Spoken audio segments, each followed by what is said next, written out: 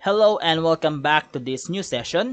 Previously, napag-usapan na natin ang paggawa ng variable in terms of character, string, long, int, double. Ngayon, pag-uusapan naman natin ang Boolean. And as I have previously mentioned, ginagamit ito para mag-output ng true or false as there are instances na kailangan gumawa ng decision making ng inyong application or kapag kailangan i-store yung kanyang value as a result. So in this case, paano ba gumawa ng Boolean? Simply type Boolean followed by your variable name. So let's try to have a descriptive variable name.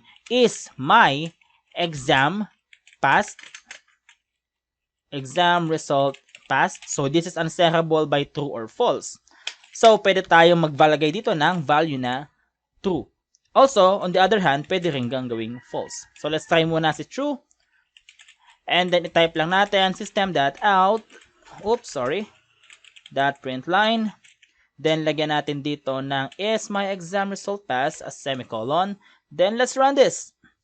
Terminal and then javac and my boolean. My boolean.java. Okay. And then java my boolean. At ang ating output dito is what is being displayed, true. Now let's update it to false. Then, as napansin nyo, wala siyang double quotation compared sa string or character na single quotation, no? So, it is a plain value talaga na true or false. Let's save that, and then let's try to make a build again. Then, run a program again, java my boolean. And then, hit enter, and then false. Okay, so again, ginagamit ito for decision-making skills or decision-making feature or sabihin natin kailangan i-store yung kanyang value ito some sort na dapat ma-identify if it's a true or false. With this, I'll be seeing you sa ating next session.